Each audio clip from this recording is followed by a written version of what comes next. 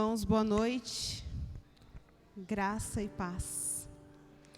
Hoje nós estamos reunidos aqui para louvar, primeiramente, engrandecer o nome do nosso Deus e falar sobre missões, falar sobre proclamar o Evangelho, falar sobre proclamar aquilo que nós temos vivido e experimentado na presença do Senhor.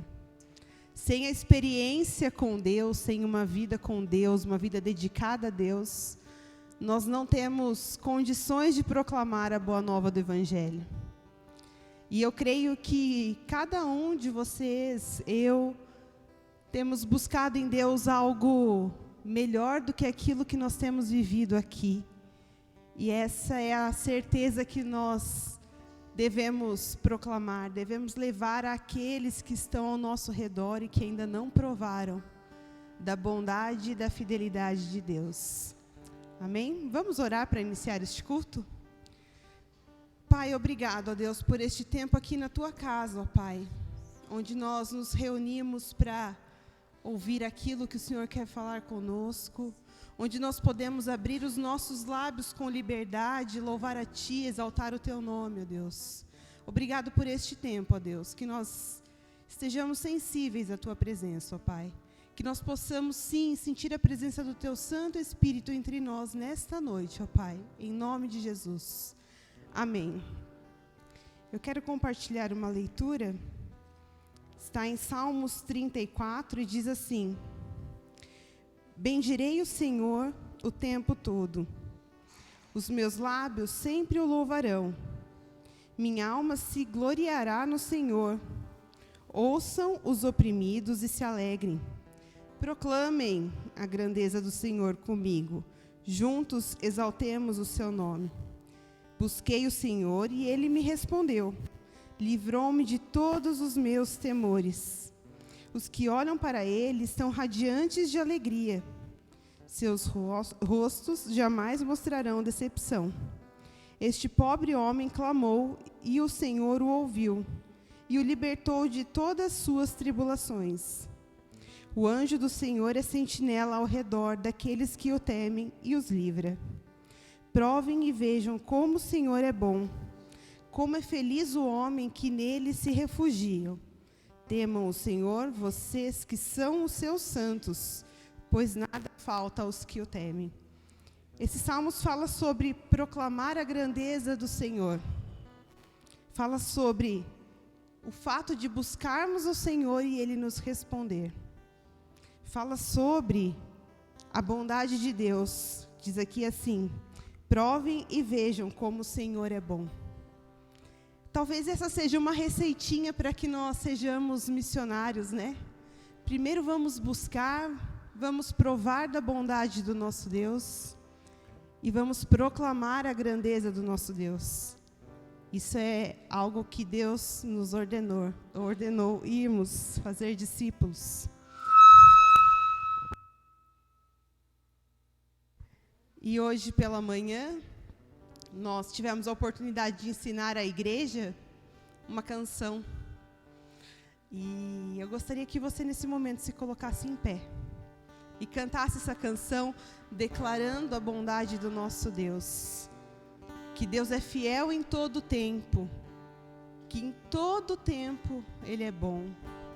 Que seu coração faça dessa canção uma oração neste momento, amém?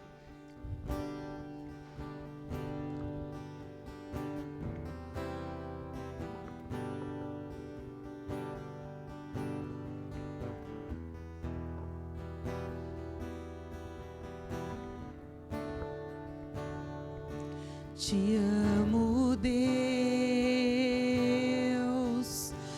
tua graça nunca falha.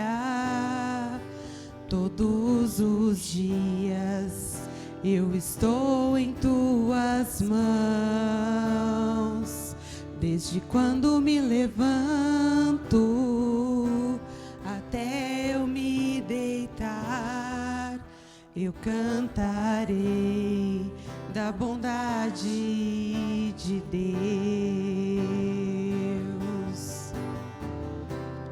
És fiel em todo tempo,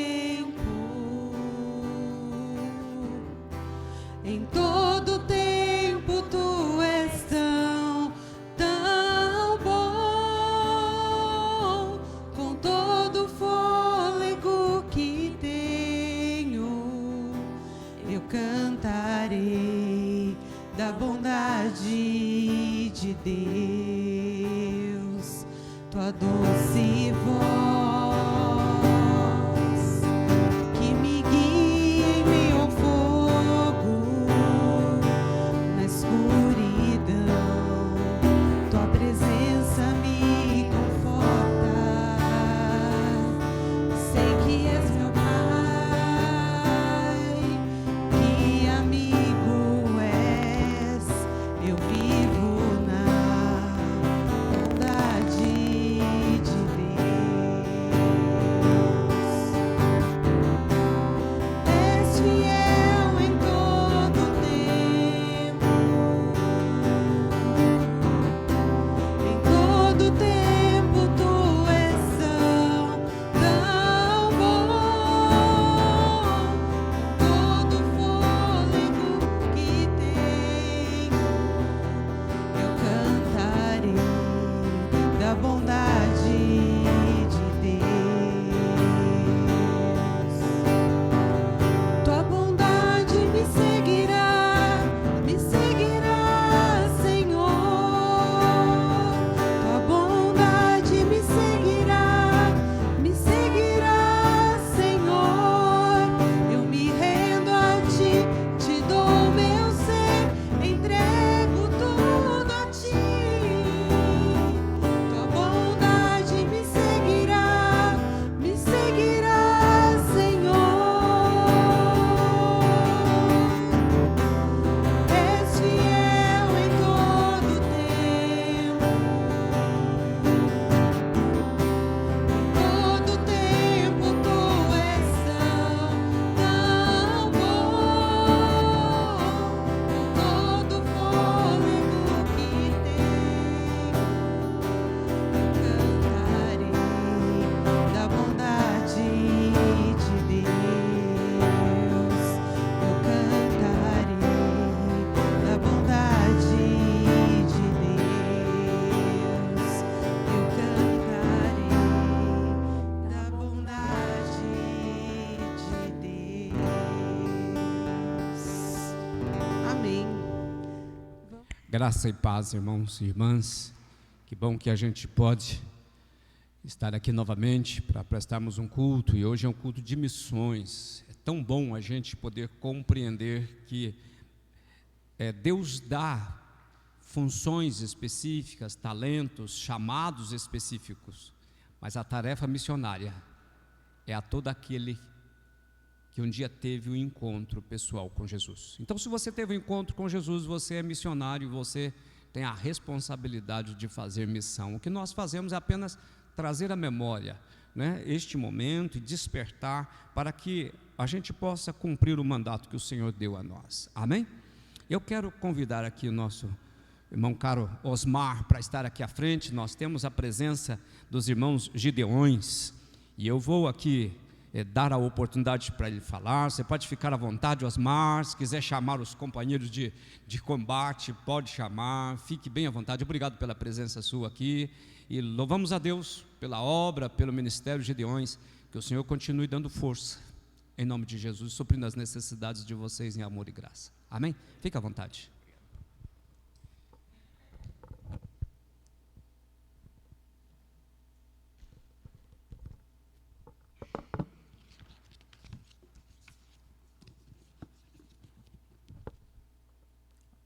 Boa noite, irmãos, a paz do Senhor.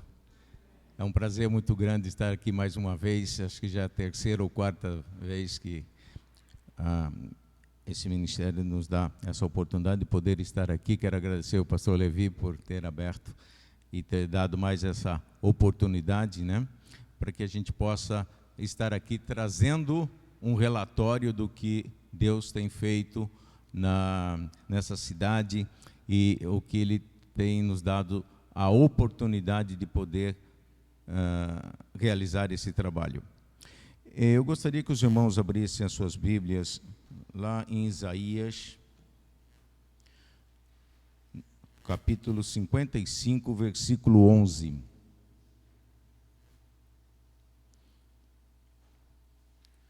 Isaías 55, capítulo 11. Capítulo 11. Desculpa, capítulo 55, versículo 11.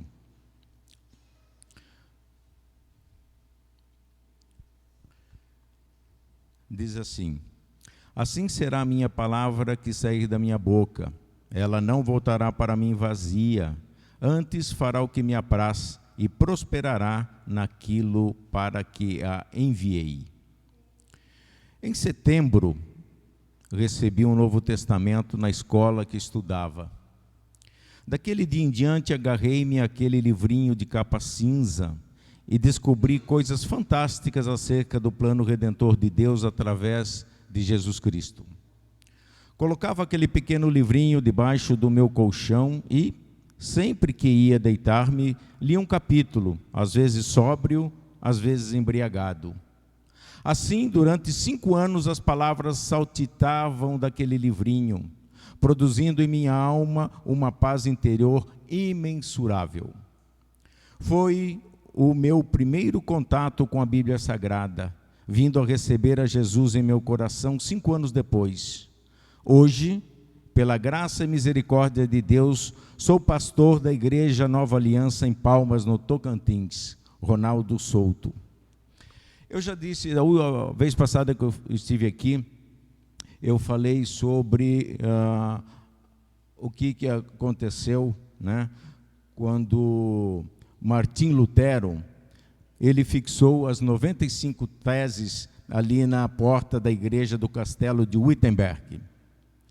A cidade tinha 3.000 habitantes, era uma vila. Não era conhecida e apenas 5% da população ali era alfabetizada. E essa atitude, ela revolucionou, né, o mundo evangélico. Tinha tudo para não dar certo, mas, como está lá em Isaías, Deus faz como lhe apraz. Quem são os Gideões? Só para dando uma recapitulada, eu acho que todo mundo já sabe, nós somos uma associação de homens de negócio, de profissionais, né, de diversas categorias, cristãos, unidos com a finalidade de tornar conhecido o Evangelho de Cristo em todo o mundo. E nós temos aqui o nosso campo de Pirassununga, que compreende a cidade de Pirassununga, Santa Cruz das Palmeiras e Tambaú. E nós temos, então, feito esse trabalho nessas 3 cidades. Mas o relatório eu vou trazer só sobre Pirassununga. Nós somos formados, então, por Gideões e as suas esposas auxiliares, quando desejam, entendeu? Então, nós temos aqui o nosso irmão Siqueira, né, e a Francisca, sua auxiliar, nosso irmão Toninho Pelais e a Ana, né, minha esposa Gediene. Aqui nós temos o Walter, que foi muito tempo Gideão, e pretendemos que ele volte, né, nosso eterno capelão, né, você fazia, estava sempre, né, derutia com a capelania, e o nosso querido irmão Banim, né, que quando ele ouviu pela primeira vez sobre os Gideões, ele falou: como que eu faço para estar contribuindo? Tá? E eu quero ser um Gideão. Foi muito tempo e continua sendo, tá? Mesmo na sua casa, aí, devido à idade, ele continua sendo. Em Atos, no capítulo 15, versículo 4, diz o seguinte: e quando chegaram a Jerusalém, foram recebidos pela igreja e pelos apóstolos e anciões. E lhes anunciaram quão grandes coisas Deus tinha feito com eles. Então, eu tenho aqui os dados atualizados de agora, de 2023, e o nosso ano, ele é de junho a junho, né? Corresponde ao calendário americano, né? Foi lá que surgiu esse ministério. Tem mais ou menos a mesma idade dessa igreja aqui, no finalzinho do século XIX, 1898. Essa igreja também tem mais ou menos essa idade de fundação. Nós estamos em mais de 200 países com esse ministério. Os Novos Testamentos, né, estão traduzidos em 104 línguas, então todos esses idiomas atendem todos esses países. O custo médio de um Novo Testamento deixa em torno de R$5, né? Infelizmente, incluindo o frete, né? Infelizmente esse preço é esse. E no Brasil nós temos 824 campos em 5.568 municípios, mais o Distrito Federal e mais Fernando de Noronha. Bom, qual é a finalidade e como isso é realizado?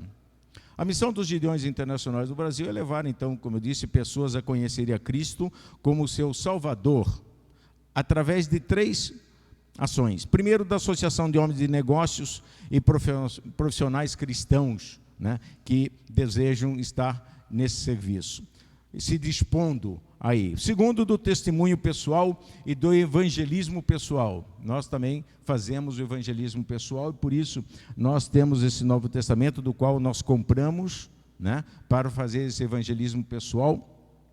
No final do culto, se você está evangelizando alguém e gostaria de presenteá-lo com o Novo Testamento dos Novos Gideões, dos Gideões, que é o Novo Testamento, mas o livro de Salmos e Provérbios, fala comigo. Não é para você, é para você presentear para alguém que você está evangelizando. Eu tenho 5 exemplares aqui.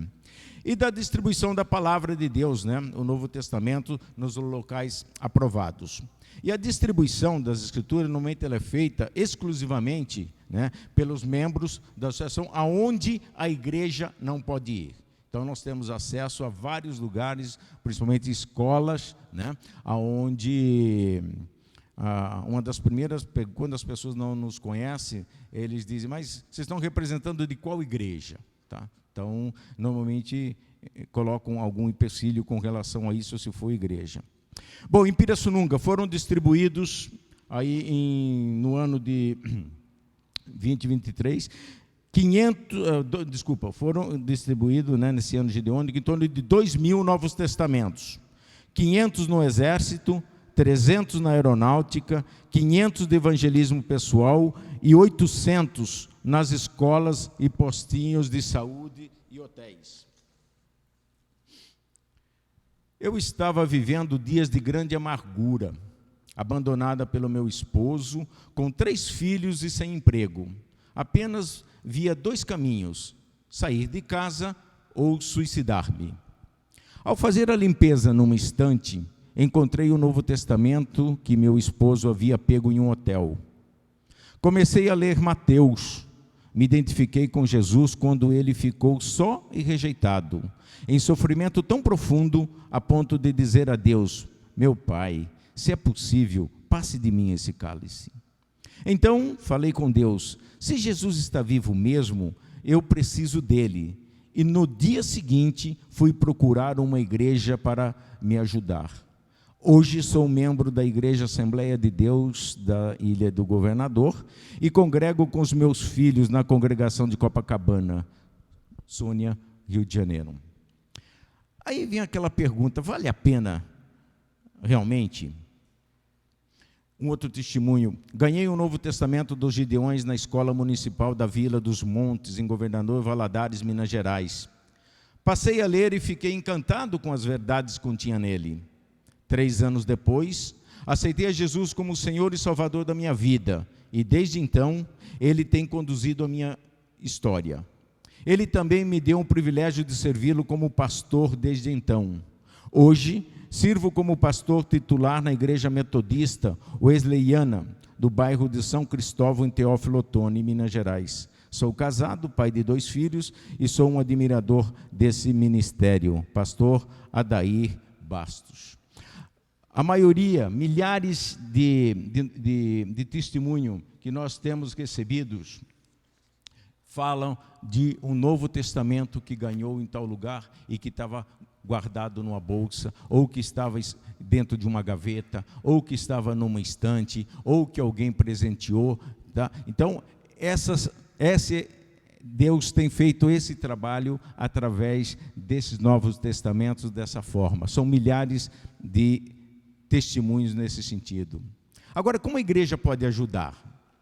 Esse trabalho tem sido possível porque as igrejas têm nos apoiado, né, desde 1908 por meio de oração, dando-nos a oportunidade de compartilhar os relatórios e testemunhos nos cultos, indicando membros para tornar-se gideões e ofertando para a impressão, né, dessas escrituras. Atualmente, até 10 anos atrás, os Estados Unidos, desde 1958, nos ofertava totalmente. Por quê? Porque a Ásia estava fechada. Então, atualmente, a Ásia já está aberta e lá não é distribuído o Novo Testamento, e sim a Bíblia inteira, porque eles não têm acesso a nada. Eu tive a oportunidade de ir na China há uns 20 anos atrás, faz tempo, né? E não vi nenhuma igreja, nenhuma Bíblia, não vi absolutamente nada. Então, essa oportunidade, então, está sendo desviada para eles, e nós, então, temos que ser autossuficientes daqui para frente. Essa parceria tem nos proporcionado a distribuição e colocação gratuita da Palavra de Deus em hospitais, em hotéis, clínicas, escolas, áreas militares e presídios, ao longo de 115 anos. Aqui no Brasil, desde 58. Somos um braço missionário da igreja e, portanto, é a igreja que recebemos o suporte de orações, os membros para o ministério e as contribuições para a impressão de escrituras. Então, todo fruto, toda alma ganha para o Senhor Jesus, o caminho dela é para as igrejas, não tem outro caminho. Tá? E existem alguns desafios, os nossos desafios dos Gideões. Alcançar 1000 campos no Brasil, hoje nós estamos com 825. Alcançar 20 mil membros e sermos autossuficientes para não depender de outros países para a impressão de novos testamentos que distribuímos. Então, esse é o ministério, vem me trazer mais uma vez essa oportunidade de trazer esse relatório e pedir para que os irmãos estejam orando, para que esse Novo Testamento que foi distribuído até hoje, ele possa ser encontrado, possa ser lido e o Espírito Santo possa estar fazendo a obra nessas vidas. Obrigado, pastor, pela oportunidade mais uma vez e pela igreja.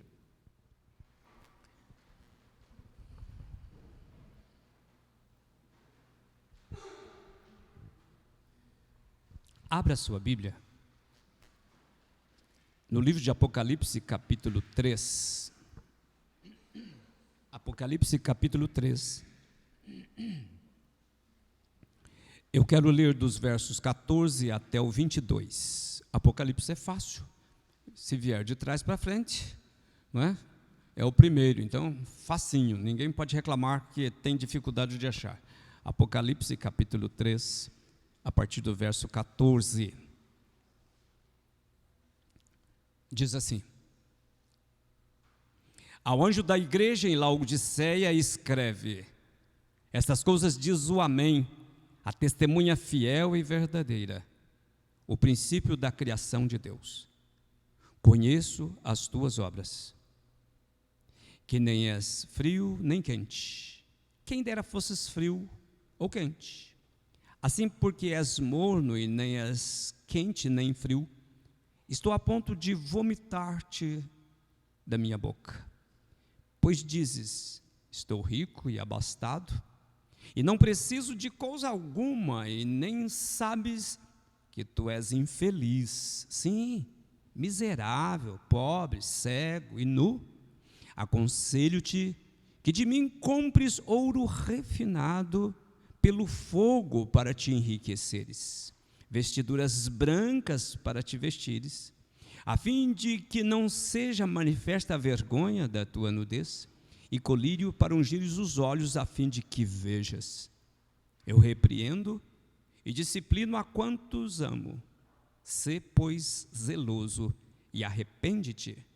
Eis que estou à porta e bato. Se alguém ouvir a minha voz e abrir a porta, entrarei em sua casa e cearei com ele e ele comigo. Ao vencedor, dar-lhe-ei sentar-se comigo no meu trono, assim como também eu venci e me sentei com meu Pai no seu trono. Quem tem ouvidos, ouça o que o Espírito diz às igrejas. Feche os olhos. Deus, nós lemos a tua palavra e nós vimos testemunhos aqui do poder da tua palavra. E nós queremos que este poder transformador também atinja os nossos corações, que esse tempo de reflexão na tua palavra possa gerar vida em nós. Eu quero te louvar pela vida desses amados e amadas que o Senhor trouxe aqui hoje. Quero abençoá-los e quero abençoar, Deus, este momento da palavra. Que o Senhor possa encontrar corações abertos, disponíveis, e que o Senhor possa trazer para cada coração, ó Deus, aquilo que o Senhor mesmo deseja colocar. Peço que o Senhor nos dê unção para ouvir e unção também para falar, em nome de Jesus, amém. Hoje é culto de missões, e eu tenho a impressão que você possa estar pensando, o que tem a ver essa carta com missões? Esta carta revela a nós que o maior desafio que temos diante de nós não é a pregação ou alcançar o pecador, os perdidos, mas levar a igreja a um despertamento, a sair da mornidão e da indiferença para com a vida com Deus. Maior desafio do que pregar o evangelho é levar a igreja a sair da mornidão. Missão tem a ver com compaixão. E quem vive na zona de conforto, na mornidão, não consegue enxergar, não consegue ver o perdido pecador precisando de socorro. Olhando para a carta de Jesus à igreja de Laodiceia, eu quero primeiro fazer um destaque aqui da igreja, né, da cidade melhor. Laodiceia, ela era muito importante pela sua localização. Era uma cidade rica, ficava no meio assim de grandes rotas comerciais. E era uma cidade opulenta, era considerada o lar dos missionários, só tinha gente de grana ali. E veja, a igreja que estava localizada nesta cidade tinha a cara da cidade. Em vez da cidade lutar pela transformação da cidade, se adequou a ela, conformou com ela, tomou a forma da cidade, passou a ser igual. E veja, os crentes daquela igreja eram crentes fracos e sem entusiasmo, porque afinal de contas não havia nenhuma necessidade de fazer diferença para influenciar. Não havia nenhuma necessidade para pregar, para levar as pessoas a encontrar o verdadeiro sentido para a vida.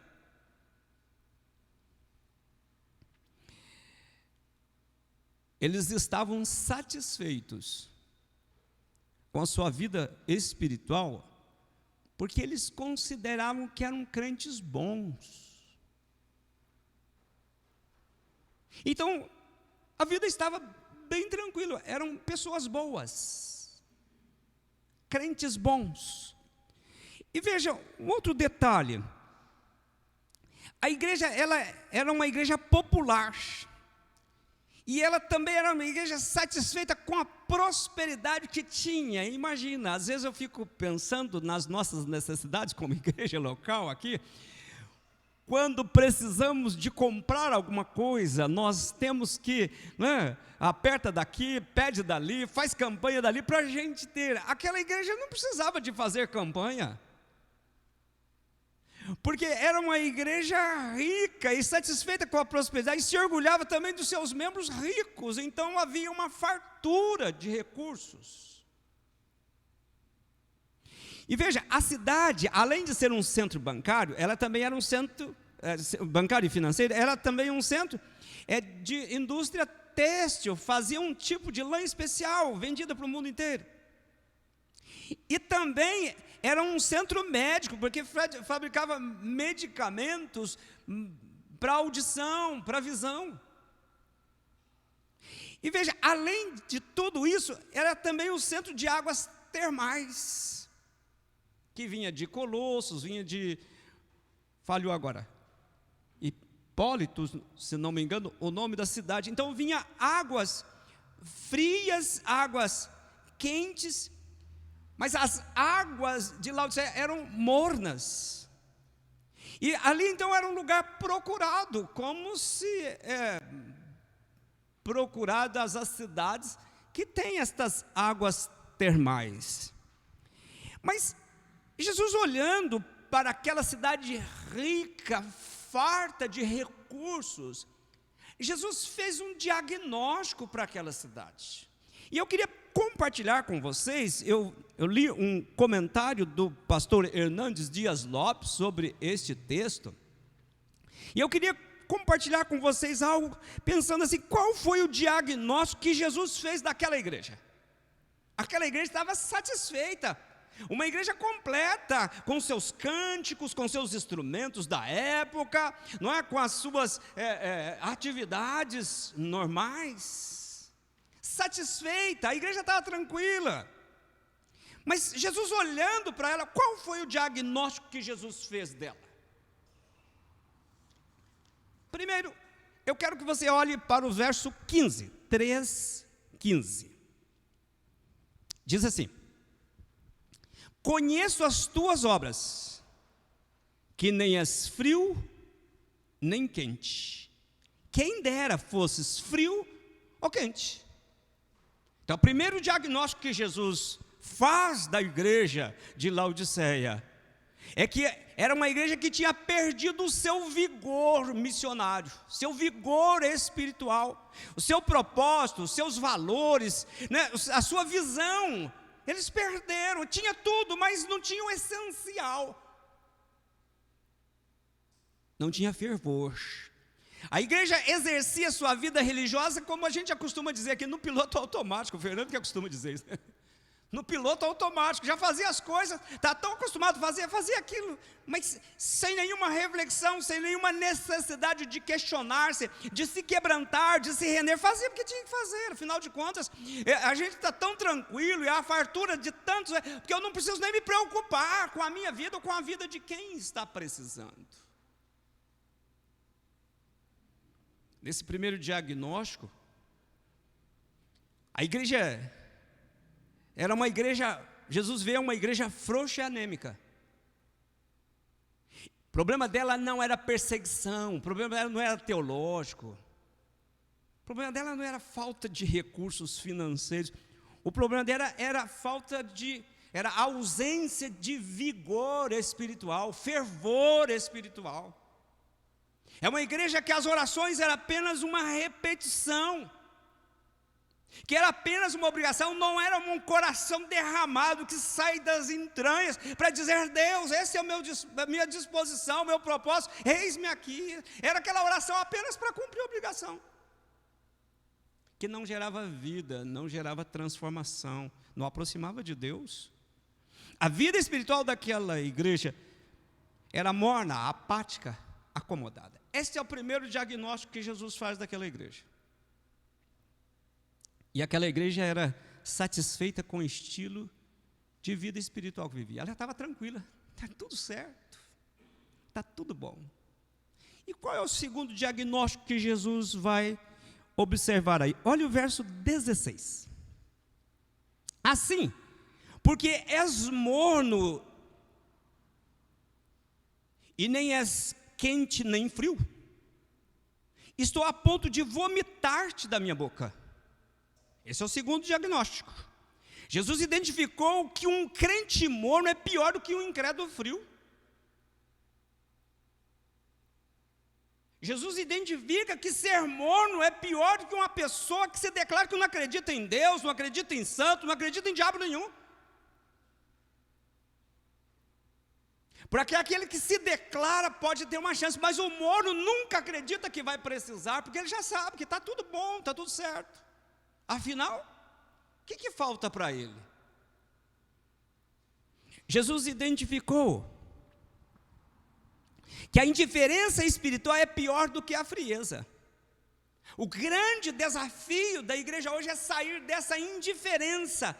Amados, nós estamos vivendo uma crise hoje. Quando eu estou falando de igreja, eu não estou nem me referindo apenas à igreja metodista aqui, Pirassununga. Mas de modo geral, as igrejas estão vivendo uma crise, porque elas estão vivendo em função de uma autovalorização, um evangelho coach, Um evangelho que centraliza o homem. As pessoas já estão até preocupadas em pintar a parede de preto, porque daí o pastor vem, né, e fica mais, nota melhor, é enxergado melhor. Não tenho nada contra, por favor, pode pintar de preto aí, cadê o Du? Se quiser pintar de preto, pode pintar, eu não há nenhum problema de pintar de preto e tirar esse púlpito para um púlpito mais moderno, nada contra. Mas a indiferença. Jesus falou uma vez o seguinte, que ele cantava música alegre, ninguém dançava. Cantava música fúnebre, ninguém chorava. Não é isso? Nós estamos vivendo um tempo hoje que você pode fazer apelo como você quiser, que você não vê reação. Sabe por que nós não temos nenhuma reação?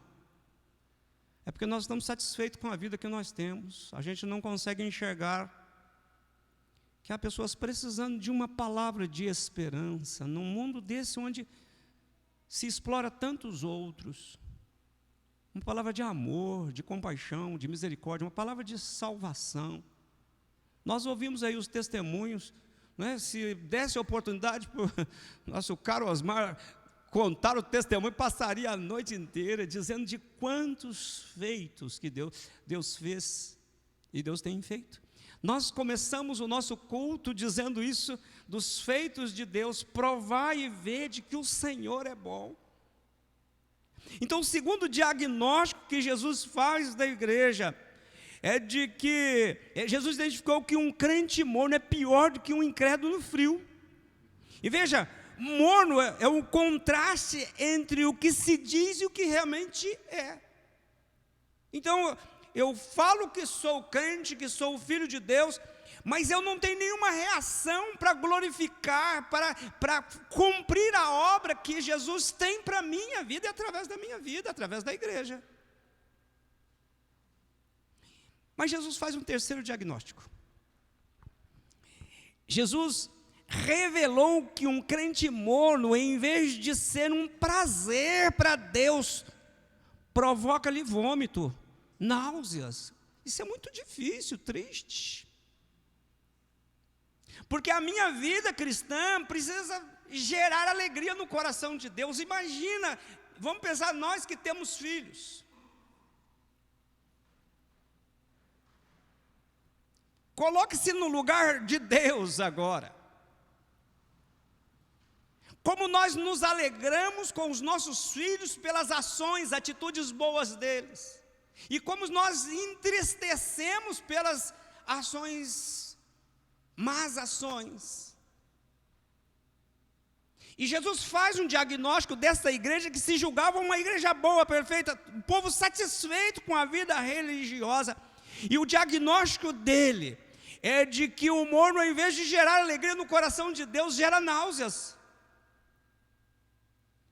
E não sou eu que estou fazendo essa afirmação, a Bíblia diz, porque não és frio nem quente, vomitar-te-ei da minha boca.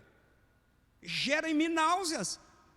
E veja, quando a igreja cai na mornidão, ela perde a paixão pela obra, perde o fervor, o entusiasmo, perde a fé, perde a motivação de fazer a obra de Deus. Quando nós estamos ligados a Deus, nós temos a motivação. Eu estava prestando atenção aqui no irmão Osmar. Eles pagam para fazer a missão. Pagam para fazer a missão. Põem dinheiro do bolso. Disponibilizam tempo. Tempo é muito precioso. Eles adentram as escolas, as instituições públicas, nos presídios, e onde tiver oportunidade, eles estão indo.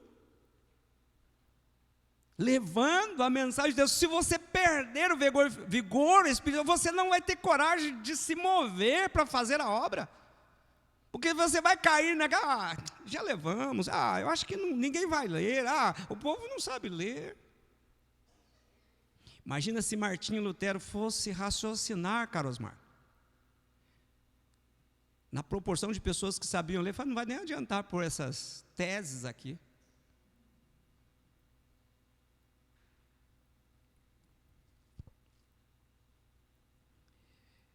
Aquela igreja se orgulhava por ser rica, mas havia perdido o entusiasmo. Um quarto diagnóstico que Jesus faz daquela igreja, veja o verso 17. Verso 17. Pois dizes, estou rico e abastado, e não preciso de coisa alguma, nem sabes que tu és infeliz, sim, miserável, pobre, cego, nu, ou seja, todos os valores que você tem, todo o poder de conhecimento que você tem, não é capaz de trazer paz para a alma, não é capaz de trazer perdão para pecados, não é capaz de te dar a certeza da vida eterna. O quarto diagnóstico, Jesus identifica que a autoconfiança da igreja era falsa, porque os recursos materiais não podem preencher o vazio da alma do ser humano. Pode preencher temporariamente. O problema é quando ele se deparar com Deus. Aquela igreja era morna por amar a Cristo, mas era ávida por amar o dinheiro. Aquela igreja se orgulhava do ouro, das roupas, dos colírios que possuíam, mas não se dava conta de que era pobre, cega, nua.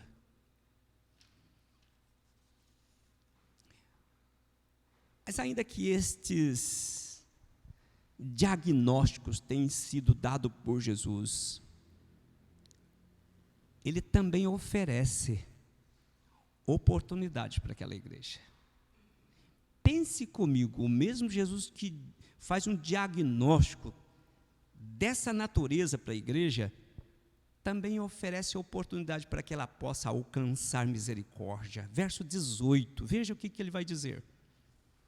Aconselho-te que de mim compres ouro refinado pelo fogo para te enriqueceres, vestiduras brancas para te vestires, a fim de que não seja manifesta a vergonha da tua nudez, e colírio para ungires os olhos, a fim de que vejas. Eu quero pensar com você numa primeira palavra de oportunidade. Jesus diz para aquela igreja: aconselho que você compre de mim. Jesus se apresenta como se fosse um mercador espiritual. Imagina, aquela igreja estava exportando, esbanjando recursos, e Jesus falou: eu tenho algo muito especial para te oferecer. Aquilo que eles tinham não era suficiente, e ele oferece algo que pode trazer uma razão para a existência deles. Por isso é aconselho. E veja, o ouro aqui se refere ao reino de Deus. Jesus diz no Evangelho assim: buscai o reino em primeiro lugar, e as demais coisas vos serão acrescentadas. É uma ordem com promessas. Se você priorizar o reino, Ele se encarrega de cuidar das demais coisas. E Ele diz: compra de mim o ouro. Esse ouro fala das riquezas do reino, daquilo que são coisas eternas e não passageiras. Ele diz também para aquela igreja: eu quero que você compre de mim vestiduras finas. E essas vestiduras têm a ver com a justiça de Deus. E quando se fala de justiça de Deus, nós estamos falando da obra da cruz. Uma justiça que é capaz de nos justificar. Ele foi à cruz para justificar, morrer no meu lugar, morrer a minha morte, para que eu pudesse ter vida. E uma terceira coisa que ele diz: você deve comprar de mim colírio, para que possa ser abertos os olhos do discernimento. Se nós não tivermos discernimento espiritual, não basta ter o conhecimento e recursos, nós pereceremos. Mas eu quero pensar ainda numa segunda oportunidade, o verso 19. Verso 19. Eu repreendo e disciplino a quantos amo. Sê, pois, zeloso e arrepende-te. Veja que interessante, Jesus chama para uma mudança de vida. E só é possível ter mudança de vida mediante o arrependimento. Não tem mudança de vida sem arrependimento. Reconhecer que é pecador e que depende, precisa de Deus. É por isso que ele chama para um arrependimento. Arrepender é mudar de vida, é abrir mão do pecado e querer viver uma vida que agrada ao Senhor. Não é arrepender para continuar no pecado, mas arrepender para viver um momento novo de transformação. E Jesus, ele chama para uma mudança de vida, e porque ele não desiste de amar, ele não desiste da igreja, apesar de ser como é. E eu quero que você saiba disso, não importa o que você acha que é. Não importa a situação que vive, passa, não importa as crises que você tem dentro de você, na tua casa, no trabalho, na igreja, Jesus continua amando você e dando a oportunidade. Esta é a palavra que nós precisamos entender, que ainda essa porta é possível, você pode abrir essa porta. Ainda dá tempo.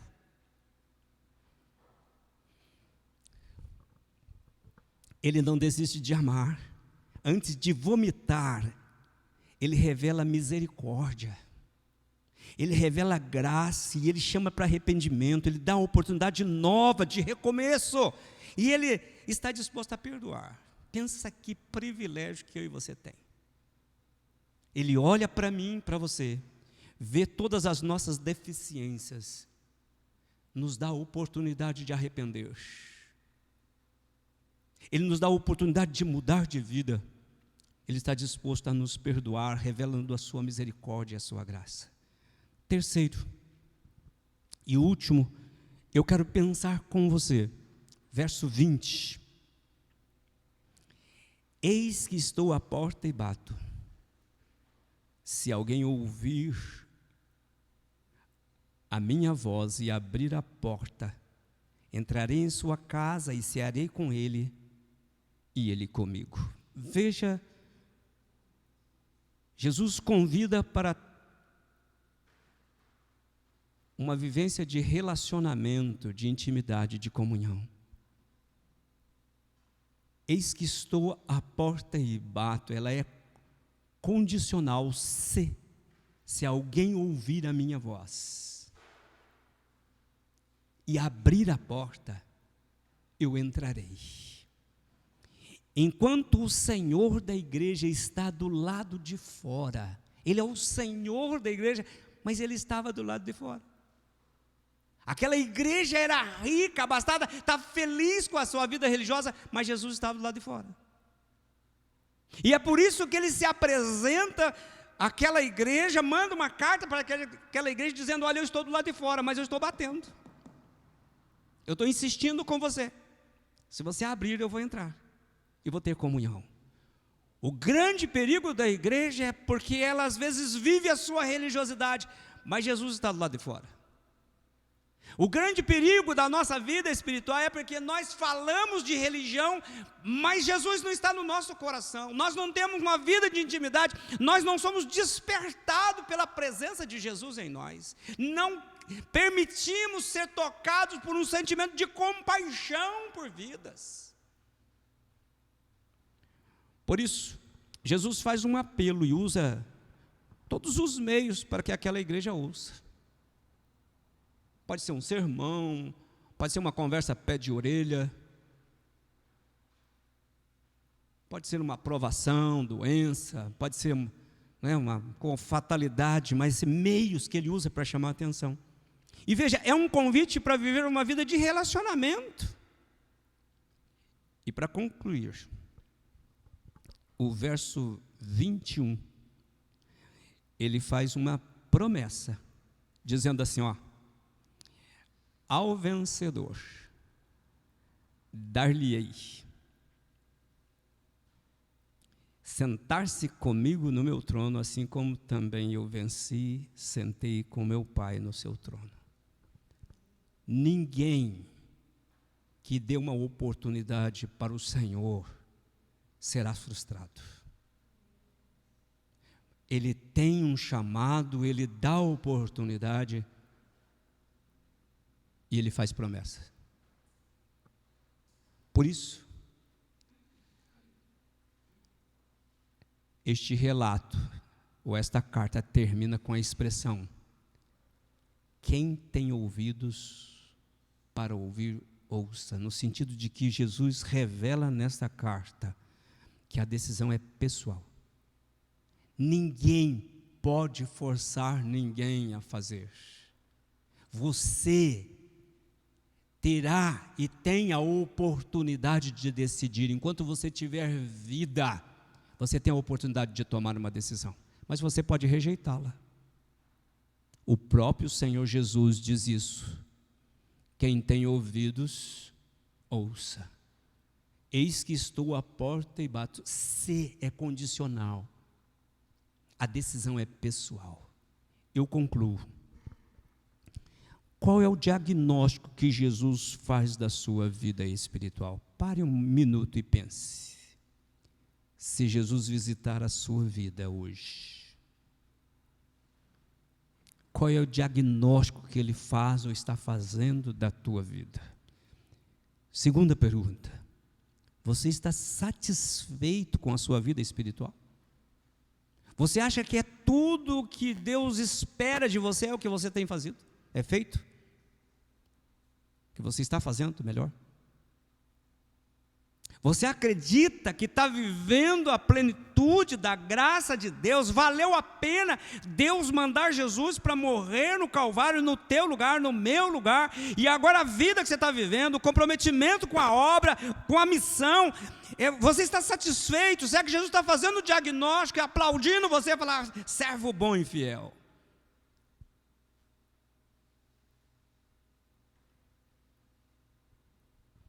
Você se considera estar na zona de conforto? Ou você é uma pessoa que se sente incomodada porque tem consciência de que precisa melhorar? Você tem consciência de que tem vivido na zona de conforto? Lembre-se,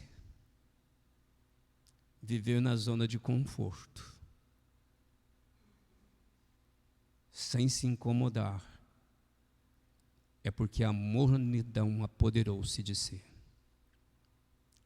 Por isso eu gostaria de convidar você a baixar a sua cabeça e orar por um instante.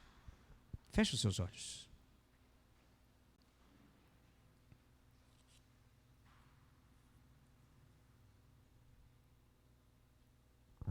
Você se sente estar na zona de conforto? Tá bom, né?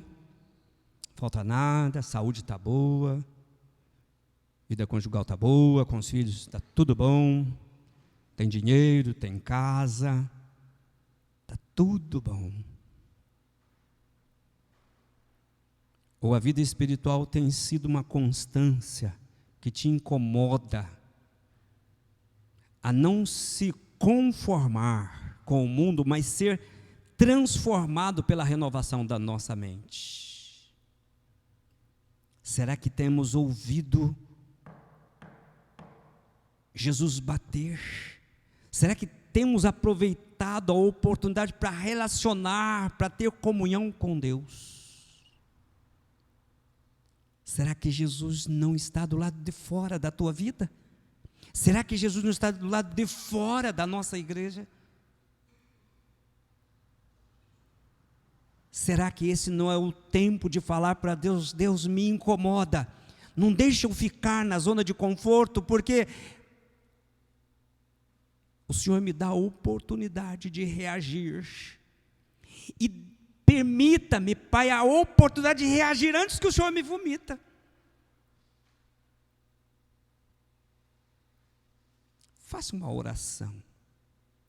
Se o Espírito de Deus revelou no teu coração a palavra e te incomodou, reaja. Reaja. Quem tem ouvidos para ouvir, ouça o que o Espírito diz. Ore alguns instantes, por favor. Deixa Jesus ministrar no teu coração.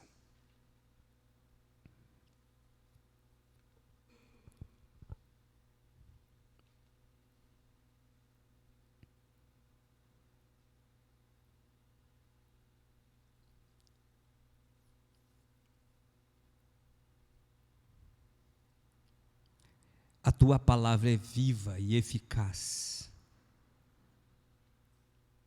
Ela separa a alma do espírito, divide juntas e medulas, e todas as coisas estão patentes ante os teus olhos. A tua palavra diz que nós não temos como fugir da tua presença. A tua palavra diz que o Senhor conhece as nossas obras. Por isso, nessa hora, Deus, nós colocamos as nossas vidas diante de Ti. Nós precisamos de Ti. O Senhor sabe o que cada vida está colocando diante do Teu altar. O Senhor sabe a disposição de arrependimento.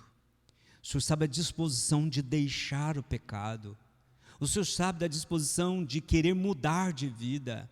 O Senhor sabe a disposição de querer viver de forma em que não contente com o perdido, continuar perdido. O Senhor conhece o nosso interior, faça de nós vidas úteis, missionárias, fazedoras de discípulos e discípulas.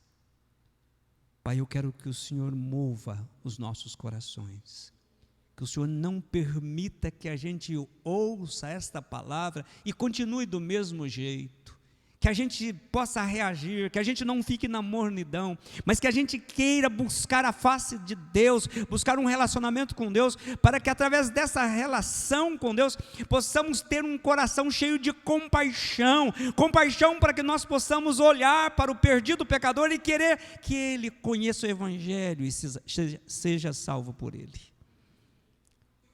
Pai, usa as nossas vidas. O Senhor nos comprou por um alto preço. E o Senhor nos delegou a tarefa de pregar o Evangelho a toda criatura. Por isso, Deus, dá-nos poder. Eu quero abençoar a vida desses amados e amadas. Eles são especiais para o Senhor. Por isso, Deus, ministre sobre eles poder, unção, para que eles possam sair daqui com um propósito, ó Deus, de fazer diferença dentro da sua própria casa, fazer diferença no seu círculo de relacionamento, fazer diferença lá no trabalho, na convivência com os colegas de trabalho, que as pessoas possam ver que há coisa diferente, que essa diferença seja a presença de Jesus, seja o amor de Jesus, a paz de Jesus, que o mundo não pode dar. Eu os abençoo, Pai, em nome de Jesus. Amém. Irmã Vivi, você tem uma manifestação? Sim.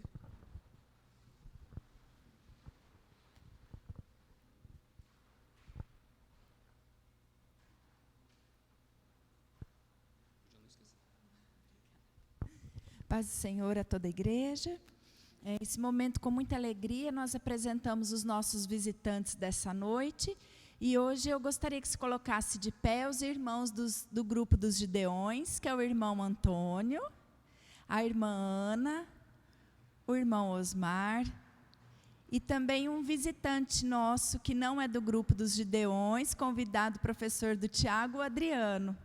Sejam muito bem-vindos, Deus abençoe, foi um prazer tê-los aqui conosco e estamos aqui de braços abertos para recebê-los. Que vocês possam fazer da nossa igreja uma extensão da família de vocês. Deus abençoe. Obrigado, Vivi. Eu ia pedir para vocês continuarem em pé, mas eu quero que vocês voltem a ficar em pé novamente. Vamos todos para a gente encerrar o nosso culto. Eu quero convidar você a apresentar a tua semana diante de Deus. Qual é o desafio que você tem durante essa semana? Com que propósito você está saindo daqui? Será que você está saindo do mesmo jeito que você entrou? Ou será que você está saindo pensando no fundo da tua alma, falando para Deus, Deus, que seja uma semana de oportunidade, uma semana para o Senhor se manifestar em mim e através de mim, uma semana de sair da mornidão espiritual e ser alguém fervoroso espiritual, que ora, que busca, que faz missão. Se apresente a Deus a tua semana, a nossa igreja, as famílias da igreja, as atividades da semana.